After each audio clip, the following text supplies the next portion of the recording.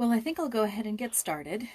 Um, this will also be on YouTube later. I'm thinking that because it's such a beautiful day that there's a chance that everybody's outside, which is fantastic.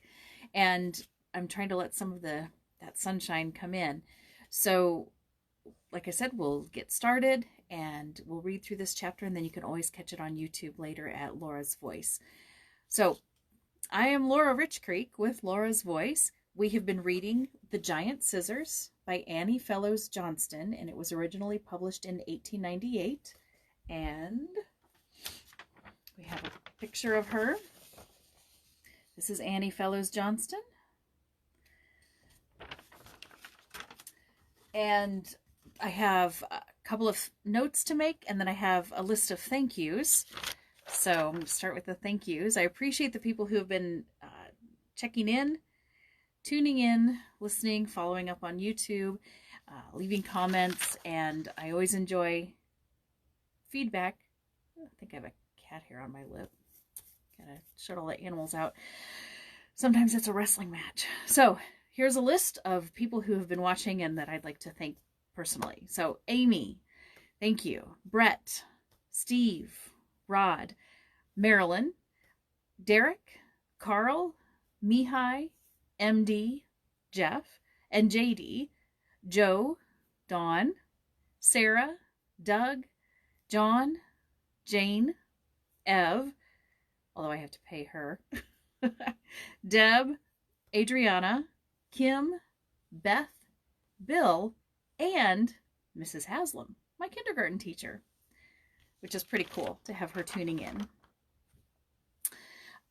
Okay, and then there were two, well, one's a pronunciation note.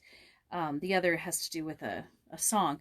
But on page 53, this was back in chapter 3, Broussard was saying to Jules something about, I think, how much the bread would cost. Let's see, the sentence is, and this is how I read it, "It will cost an extra sou, so be careful to count the change." But sou is actually sou. It's a French word, so it should have been pronounced sou. And it's pretty much means pocket change or a penny. But typically what I do when I get a book to read, to narrate and produce as an audiobook, I read the entire book. I make a list of all my characters and any notes about them, and I make another list about any pronunciation questions I might have.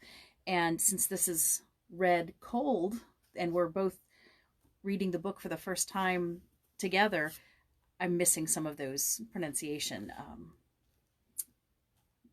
notes that I normally would have made. So I wanted to make a note of that correction, and then also the nursery rhyme, Little Boy Blue. While I'm familiar with the nursery rhyme, I didn't know the tune, so I haven't been singing it. I looked it up, and I still don't think I'm going to sing it. However, today there is another song, just a little tidbit, and I don't know if we'll sing that or not. It'll be a surprise to both of us. So we'll go ahead and get started with Chapter 5, A Thanksgiving Barbecue. And, oh, I know, the other thing was that I had suggested that people make a comment about their predictions as to what would happen. What I have found, and I don't know if any of you found this to be the case as well, is that the chapter titles are not necessarily helpful with very much predicting. For example, this one is A Thanksgiving Barbecue, and I'm not sure where to go with that based on what we've read in the previous 4 chapters. So we'll see. And if you'd like to make your best predictions, then by all means, I'd love to hear them, and then we can talk about it. Okay, so chapter 5 of The Giant Scissors. This is titled A Thanksgiving Barbecue. "Well, this doesn't seem a bit like Thanksgiving Day, Marie," said Joyce plaintively as she sat up in bed to take the early breakfast that her maid brought in, a cup of chocolate and a roll. "In our country, the very minute you wake up, you can feel that it is a holiday. Outdoors, it's nearly always cold and gray with everything covered with snow. Inside, you can smell turkey and pies and all sorts of good spicy things. Here it is so warm that the windows are open and flowers blooming in the garden, and there isn't a thing to make it seem different from any other old day." Here her grumbling was interrupted by a knock at the door, and Madame Greville's maid, Bertha, came in with a message. "Madame and Monsieur intend spending the day in Tours, and since Mademoiselle Ware has written that Mademoiselle Joyce is to have no lessons on this American holiday, they will be pleased to have her accompany them in the carriage. She can spend the morning with them there, or return immediately with Gabriel." "Of course I want to go!" cried Joyce. "I love to drive, but I'd rather come back here to lunch and have it by myself in the garden. Berta, ask Madame if I can't have it served in the little kiosk at the end of the arbor."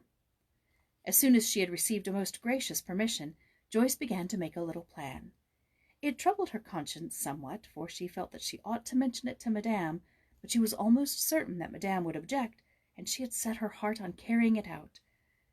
"I won't speak about it now," she said to herself, "because I am not sure that I am going to do it. Mamma would think it is all right, but foreigners are so queer about some things."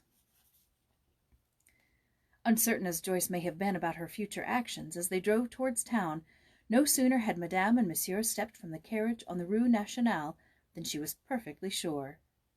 "Stop at the baker's, Gabriel," she ordered as they turned homeward, then at the big grocery on the corner. "Cousin Kate told me to treat myself to something nice," she said apologetically to... Oh, let me try that again. "Cousin Kate told me to treat myself to something nice," she said apologetically to her conscience, as she gave up the 20 francs to the clerk to be changed. If Gabriel wondered what was in the little parcels which she brought back to the carriage, he made no sign. He only touched his hat respectively as she gave the next order. "Stop where the road turns by the cemetery, Gabriel, at the house with the steps going up to the iron-barred gate. I'll be back in 2 or 3 minutes," she said when she had reached it and climbed from the carriage. To his surprise, instead of entering the gate, she hurried on past it, around the bend in the road. In a little while she came running back, her shoes covered with damp earth, as if she had been walking in a freshly plowed field. If Gabriel's eyes could have followed her around that bend in the road, he would have seen a sight past his understanding. Mademoiselle Joyce running at the top of her speed to meet a little goatherd in wooden shoes and blue cotton blouse. A common little peasant goatherd. It's Thanksgiving Day, Jules," she announced, gasping as she sank down on the ground beside him. "We're the only Americans here, and everybody has gone off, and Cousin Kate said to celebrate in some way. I'm going to have a dinner in the garden. I've brought a rabbit, and we'll dig a hole and make a fire and barbecue it the way Jack and I used to do at home. And we'll roast eggs in the ashes and have a fine time. I've got a lemon tart and a little iced fruit cake, too."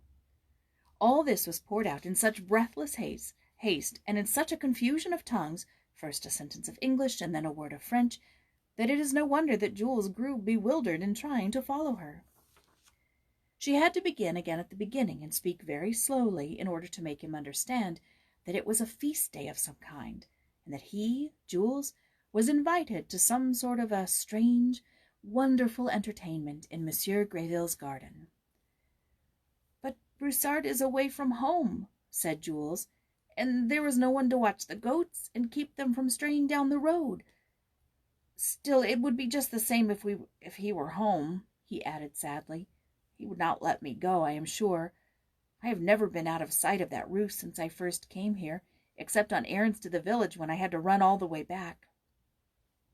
He pointed to the peaked gables adorned by the scissors of his crazy old ancestor. "Broussard isn't your father," cried Joyce indignantly, "nor your uncle, nor your cousin, nor anything else that has a right to shut you up that way. Isn't there a field with a fence all around it that you could drive the goats into for a few hours?" Jules shook his head. "Well, I can't have my Thanksgiving spoiled but for just a couple of old goats," exclaimed Joyce. "You'll have to bring them along, and we'll shut them up in the carriage house. You come over in about an hour, and I'll be at the side gate waiting for you." Joyce had always been a general in her small way. She made her plans and issued her orders both at home and at school, and the children accepted her leadership as a matter of course. Even if Jules had not been willing and anxious to go, it is doubtful if he could have mustered the courage to oppose the arrangements that she made in such a masterful way. But Jules had not the slightest wish to object to anything whatsoever that Joyce might propose. It is safe to say that the old garden had never before even dreamed of such a celebration as the one that took place that afternoon behind its moss-coated walls. The time-stained statue of Eve, which stood on one side of the fountain, looked across at the weather-beaten figure of Adam on the other side in stony-eyed surprise. The little marble satyr in the middle of the fountain, which had been grinning ever since its endless shower bath began, seemed to grin wider than ever as it watched the children's strange sport. Jules dug the little trench according to Joyce's directions and laid the iron grating which she had borrowed from the cook across it and built the fire underneath. "We ought to have something especially patriotic and Thanksgiving-y," said Joyce, standing on one foot to consider. "Oh, now I know!" she cried after a moment's thought. "Cousin Kate has a lovely big silk flag in the top of her trunk. I'll run and get that, and then I'll recite the landing of the Pilgrims to you while the rabbit cooks." Presently a savory odor began to steal along the winding paths of the garden, between the laurel bushes, a smell of barbecued meat sputtering over the fire. Above the door of the little kiosk, with many a soft swish of silken stirrings, hung the beautiful old flag. Then a clear little voice floated up through the pine trees. "My country, 'tis of thee, sweet land of liberty, of thee I sing." All the time that Joyce sang, she was moving around the table, setting out the plates and rattling cups and saucers. She could not keep a little quaver out of her voice, for, as she went on, all the scenes of all the times that she had sung that song before came crowding up in her memory. There were the Thanksgiving days in the church at home, and the Washingtons' birthdays at school, and 2 decoration days when, as a granddaughter of a veteran, she had helped scatter flowers over the soldiers' graves. Somehow it made her feel so hopelessly far away from all that made life dear to be singing of that sweet land of liberty in a foreign country, with only poor little alien Jules for company. Maybe that is why the boy's first lesson in patriotism was given so earnestly by his homesick little teacher. Something that could not be put into words stirred within him, as, looking up at the soft silken flutterings of the old flag, he listened for the first time to the story of the Pilgrim Fathers. The rabbit cooked slowly, so slowly that there was time for Jules to learn how to play mumble-peg while they waited. At last it was done, and Joyce proudly plumped it into the platter that had been waiting for it. Marie had already brought out a bountiful lunch, cold meats and salad and a dainty pudding. By the time that Joyce had added her contribution to the feast, there was scarcely an inch of the table left uncovered. Jules did not know the names of half the dishes. Not many miles away from that old garden, scattered up and down the Loire throughout all the region of fair terrain, rise the turrets of many an old chateau. Great banquet halls where kings and queens once feasted still stand as silent witnesses of a gay, bygone court life. But never in any chateau or palace among them all, was feast more thoroughly enjoyed than this impromptu dinner in the garden, and where a little goatherd was the only guest. And here is a picture. You can see Jules in his little wooden shoes, and Joyce telling him the story of the Pilgrims. Hey, Becky. Hi, Carl. Okay. It was an enchanted spot to Jules, made so by the magic of Joyce's wonderful gift of storytelling. For the first time in his life that he could remember, he heard of Santa Claus and Christmas trees, of Bluebeard and Aladdin's lamp, and all the dear old fairy tales that were so entrancing he almost forgot to eat. Then they played that he was the Prince Ethelred, and that the goats in the carriage house were his royal steeds, and that Joyce was a queen whom he had come to visit. But it came to an end, as all beautiful things must do. The bells in the village rang 4, and Prince Ethelred started up, as Cinderella must have done when the pumpkin coach disappeared. He was no longer a king's son. He was only Jules, the little goatherd, who must hurry back to the field before the coming of Broussard. Joyce went with him to the carriage house. Together they swung open the great door. Then an exclamation of dismay fell from Joyce's lips. All over the floor were scattered scraps of leather and cloth and hair, the kind used in upholstering. The goats had whiled away the hours of their imprisonment by chewing up the cushions of the pony cart. Jules turned pale with fright. Knowing so little of the world, he judged all grown people by his knowledge of Henry and Broussard. "Oh, what will they do to us?" he gasped. Nothing at all, answered Joyce bravely, although her heart beat twice as fast as usual, as Monsieur's accusing face rose up before her. It was all my fault, said Jules, ready to cry. What must I do? Joyce saw his distress, and with quick womanly tact recognized her duty as hostess. It would never do to let this, his first Thanksgiving Day, be clouded by a single unhappy remembrance. She would pretend that it was a part of their last game, so she waved her hand and said in a theatrical voice, You forget, Prince Ethelred, that in the castle of Ermengarde she rules supreme. If it is the pleasure of your royal steeds to feed upon cushions, they shall not be denied, even though they choose my own coach pillows of gold cloth and velour. But what if Gabriel should tell Broussard? Questioned Jules, his teeth almost chattering at the mere thought. Oh, never mind, Jules. Don't worry about a little thing like that. I'll make it all right with Madame as soon as she gets home. Jules, with the utmost faith in Joyce's power to do anything that she might undertake, drew a long breath of relief. Half a dozen times between the gate and the lane that led into the Ciseaux field, he turned around to wave his old cap in answer to the hopeful flutter of her little white handkerchief. But when he was out of sight, she went back to the carriage house and looked at the wreck of the cushions with a sinking heart. After that second look, she was not so sure of making it all right with Madame. Going slowly up to her room, she curled up in the window seat to wait for the sound of the carriage wheels. The blue parrots on the wallpaper sat in their blue hoops in straight rows from floor to ceiling and hung all their dismal heads. It seemed to Joyce as if there were thousands of them, and that each one was more unhappy than any of the others. The blue roses on the bed curtains that had been in such gay blossom a few hours before looked ugly and unnatural now. Over the mantel hung a picture that had been a pleasure to Joyce ever since she had taken up her abode in this quaint blue room. It was called A Message from Noel, and showed an angel flying down with gifts to fill a pair of little wooden shoes that some child had put out on a window-sill below. When Madame had explained that the little French children put out their shoes for Saint Noel to fill, instead of hanging stockings for Santa Claus, Joyce had been so charmed with the picture that she declared that she intended to follow the French custom herself this year.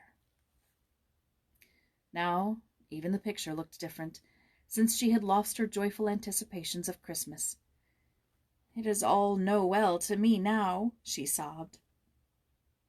No tree, no Santa Claus, and now, since the money must go to pay for the goat's mischief, no presents for anybody in the dear little brown house at home. Not even Mama and the baby.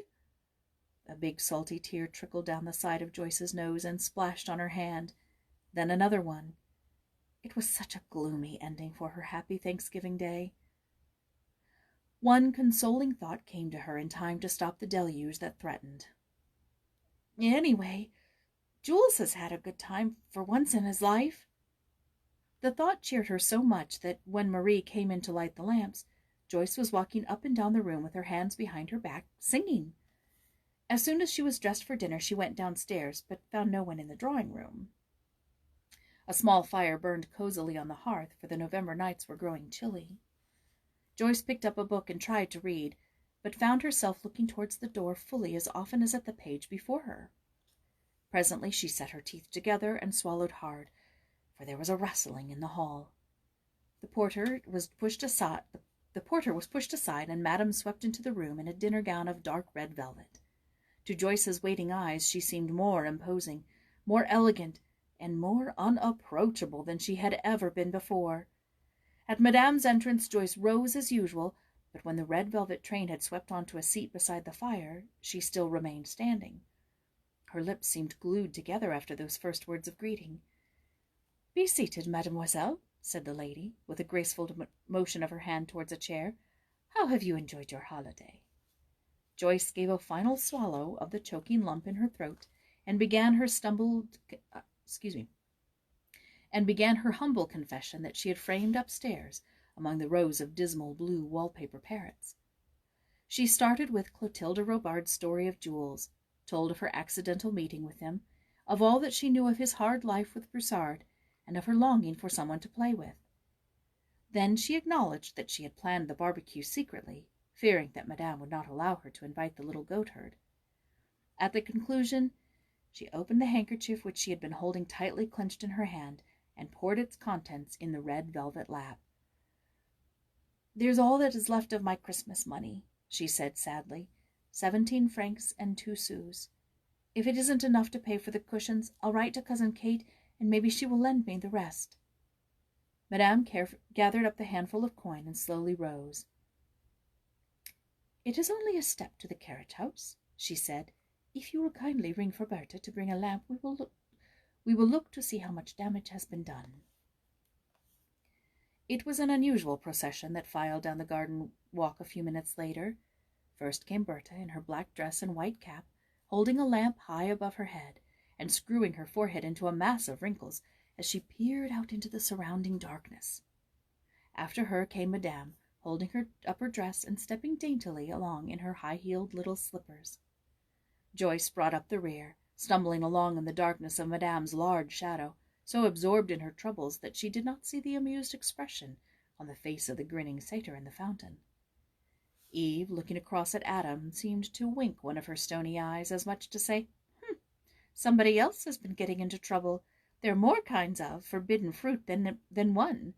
Pony-cart cushions, for instance." Bertha opened the door, and Madame stepped inside the carriage house. With her skirts held high in both hands, she moved around among the wreck of the cushions, turning over a bit with the toe of her slipper now and then.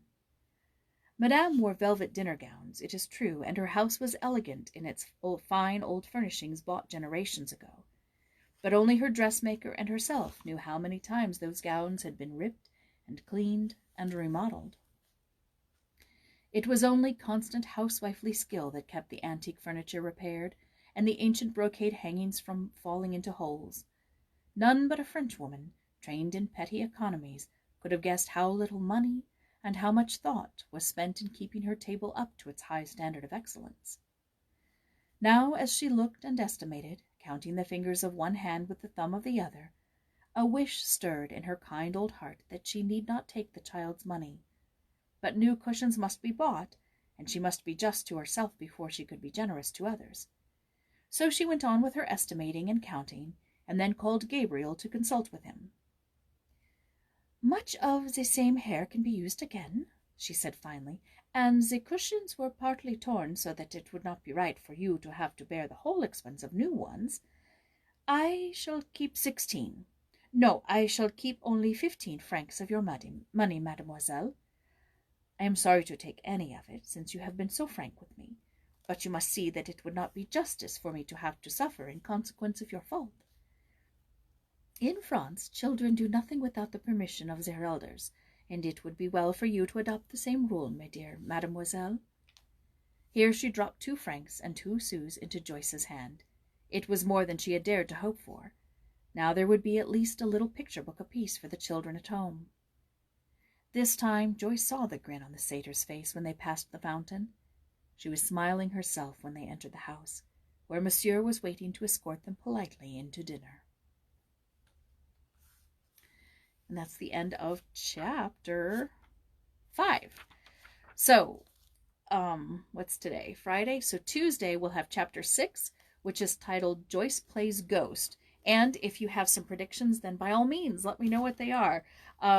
This Thanksgiving barbecue turned out a little differently than what I couldn't even anticipate. So meet me back here on Tuesday. And if you'd like to pick up the earlier chapters, you can find me on YouTube. I am also on Facebook, LinkedIn, and Twitter. And of course, my website, which is laurasvoice.com. I think that's it for today. So I hope you have a wonderful weekend. And this has been Laura's Voice. I'm Laura Rich Creek. Thanks for watching. Bye.